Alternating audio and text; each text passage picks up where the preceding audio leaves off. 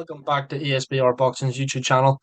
Delighted as always to be joined by Elliot Grigg as we're going to go through, I suppose you could call it the main event in terms of name value and the American Airlines Center in Dallas, Texas. This weekend, we are, of course, talking about. Actually, you know what? I'm not going to mention the names. Pains me that we have to even go through this fight, but it's on the same card as the undisputed featherweight title fight between Serrano and Hardy. Elliot, take it away. Thank you very much, Paul. Thank you very much. Well, I think the only way to begin this is to say that the King is back, and that is right. Jake Paul is back. He is fighting Nate Diaz in the American Airlines Center in Dallas. A quick turn of the tape as we like to do here. Should be a fairly short one, but Jake Paul, obviously, I think is familiar to boxing fans now. 6-1 record, 4 KOs. Obviously, his last time out was in that, I suppose, that heavily pressured and it was actually a commendable performance that he put in against Tommy Fury, which was over in Diriyah in Saudi Arabia, where he lost by a split decision. 6'1", 76-inch reach.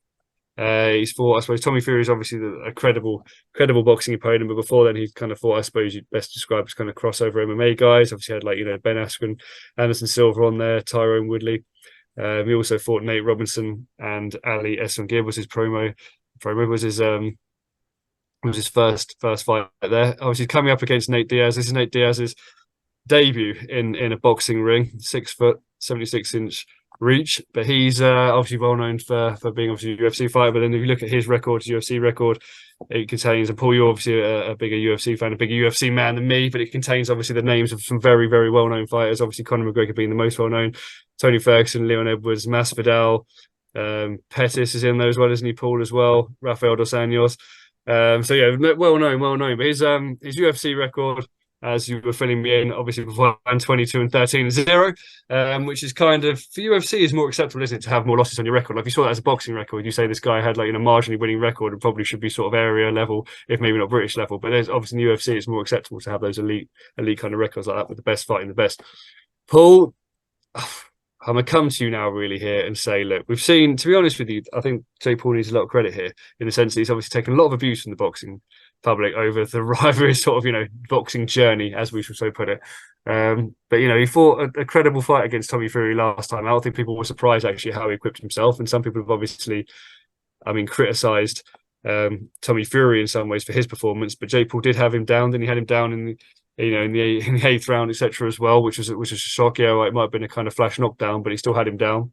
Do you see this with where Nate Diaz is currently in this kind of version of Nate Diaz? Do you see this as being a comprehensive victory for Jake Paul, and Jake Paul will be a significant favourite in this fight, or do you think that Nate Diaz, with his combat background, his sort of striking background as it is, can pose him a problem? Or how do you see this fight playing out? And could you please give us a prediction, sir? Yeah, thanks very much for that, mate. It's a brilliant breakdown. You did extremely well, better than I would have done talking about this fight. Yeah, as you said, I'm big into my MMA and my UFC as well. Obviously, Nate Diaz, household name, over in the UFC. No longer obviously fighting there after his retirement fight when he won against Tony Ferguson. He fought everybody really in the UFC, whether he won them or lost them. That doesn't really matter. He kind of fought everybody, and he was always in mental fights. Mental fights. He's just he's an absolute nutcase himself. Just one of those characters that you kind of need, I suppose, in sport, especially like MMA and boxing. But in terms of actually, the fight, dissecting the fight, I making his pro debut, he's 38. He's the same reach, but he's a little bit smaller. Nate Diaz is a career, he fought at lightweight, which is 155 pounds in MMA or in the UFC, and welterweight, 170 pounds. This, whether it's at light heavyweight or a cruiserweight, is what 175 or 200 if it's a cruiserweight.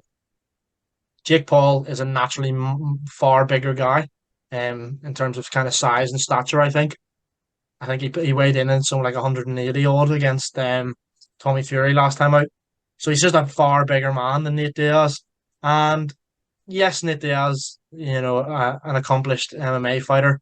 But one thing that I will mention, which I think will play a huge factor in this fight, is Nate Diaz bleeds very easily, and he has a lot of scar tissue on his face, which might sound like a bit of a ridiculous thing for me to say, um, but like it's kind of one of those where as soon as Diaz gets touched, he just starts to bleed. So I fully expect him to be bleeding after one round here.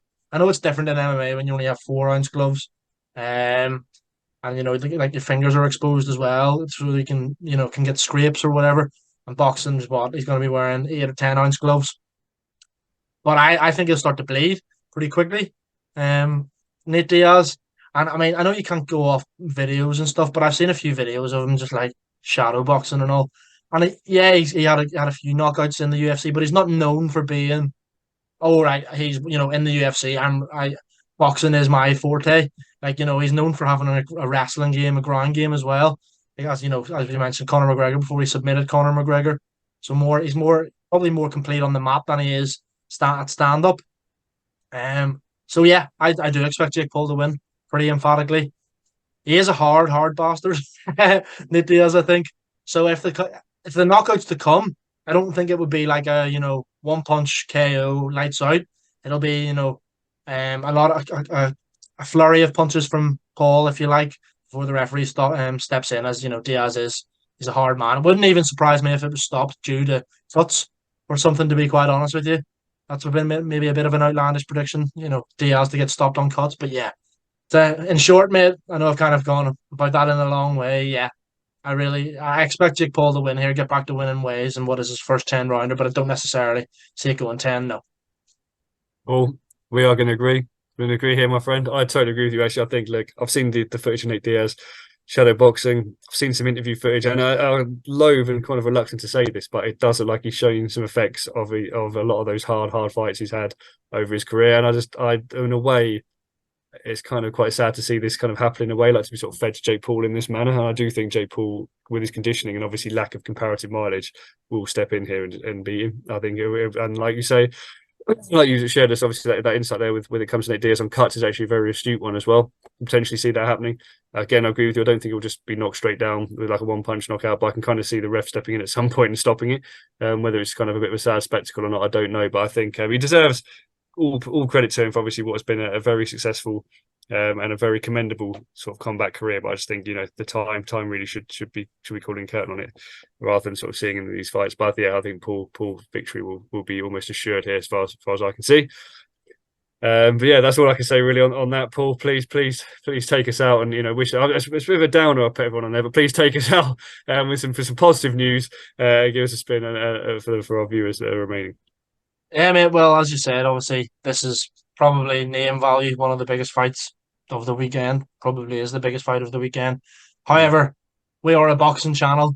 We are a diehard boxing channel. So there's plenty of other content out there. If Jake Paul versus Nate Diaz doesn't tickle your fancy, feel free to ignore this video and look at all of our other content. We've got lots of interviews coming out on a daily and weekly basis, as well as big fight breakdowns, betting tips, you name it, and we do it. So yeah, there's plenty of other content out there for you on the channel. Just check out the YouTube channel. And as I said, it's not all about YouTube boxing or this kind of celebrity crossover.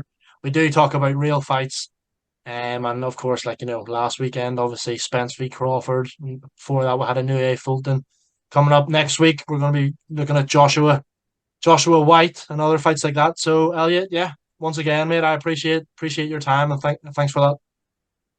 Thank you very much, mate. And again, guys, thank you very much for watching.